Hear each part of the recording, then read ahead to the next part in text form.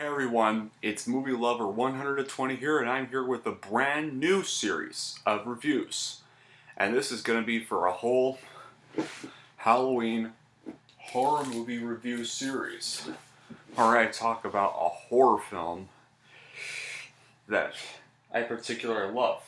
And I'm going to be starting this series with, of course, none other than... Let me adjust the Blu-ray for a second. Alright. For, of course, the REC movies. So, for those of you that all don't know, REC was a Spanish found footage horror movie or shaky cam film that was released in 2007 and was directed by Jaime Baguero and Paco Plaza. And is about a TV reporter and her cameraman doing a routine interview at a local fire station when an emergency call comes in. They technically accompany these firefighters to a nearby apartment building. The news team begins recording the blood screams from inside an elderly woman's apartment. After authorities seal off the building to contain an unspecified threat, the news crew, firefighters, and residents are trapped to face a lethal terror inside. The camera's running. Nothing may survive but the film itself. But man, this film... Now, I normally hate found footage horror films, but this movie actually really scared the absolute crap out of me the first time I saw it, because the whole camera film is not shaky at all. It actually feels like a real video. It's not all grainy. You can actually see more clear in it, and plus the jump scares are very effective, and you don't even know when they're even about to come. There's just so many great... It's just also a great movie as well because, well, basically the premise of a television crew being caught up in a zombie outbreak with only the camera as proof of what happened was very unique at the time, and has been repeated only a few times. The movie's trailer does a pretty good job at even hiding the premise while it even disguises itself as a firefighting procedural film before revealing itself as a horror film. The movie's setting is good as it's set and filmed in a Spanish apartment building, adding to the claustrophobia, and very lots of memorable unscripted moments and jump scares. Like one of the firefighters, who's named Alex, actually gets thrown over the stairs and Philly's plant solar on the ground. Like, it goes like, and then just out of nowhere, and you just don't even know when it's coming.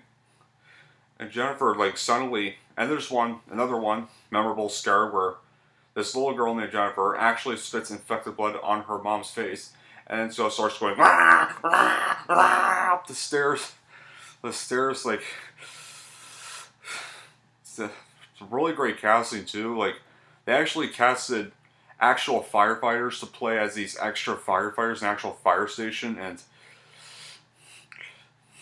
the actress who plays the reporter Angela is actually an actual TV presenter. So that's just good. They didn't just get typical actors. They actually got really good. They actually got real life actors, and it even has such a nice and subtle expositional backstory that's not overdone. It even revealed the zombies' outbreak's true origin. A nice plot twist that was only revealed near the end of the movie. And it was even so good. Apparently, even inspired Outlast's premise and gameplay.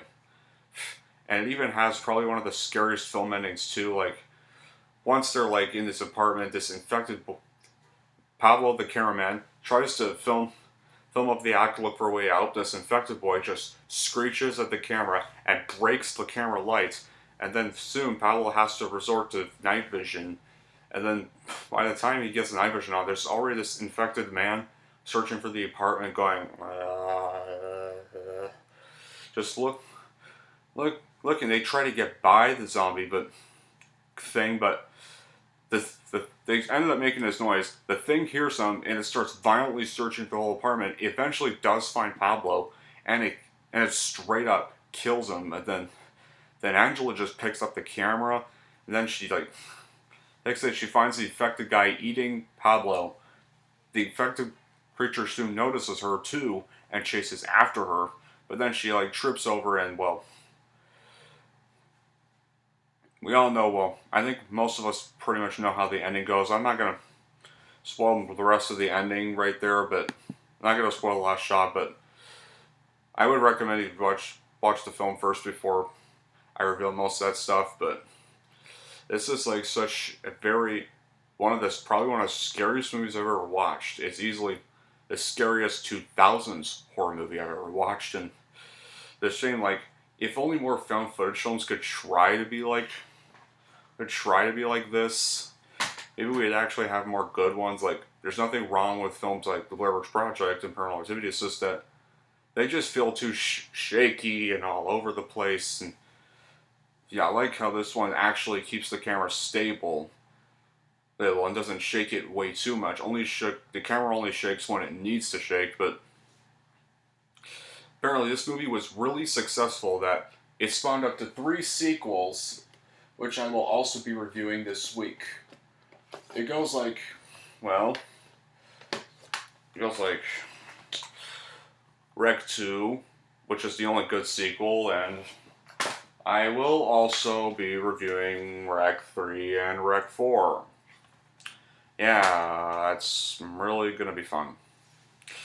But all in all, well, if you're all wondering how I would rank Rec, well, here's how I would rank it.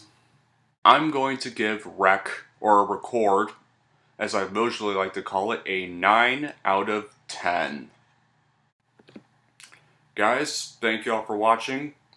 This was my first episode of my Halloween horror movie review series. I intend to do many more horror films this month. And I cannot wait to talk about whatever horror movies I decide to review, but it'll decide that. But I definitely will be reviewing all three other Rec sequels, and I also will be reviewing the American remake Quarantine. So stay tuned for those videos. And just so you know, guys, Rec 3 will be an angry movie review because, well, yeah, Rec 3 really sucks. But anyway, guys, that'll be for this video. Thank you all for watching, and if you like this and want to see more, then don't forget to like and subscribe to Movie Lover 120.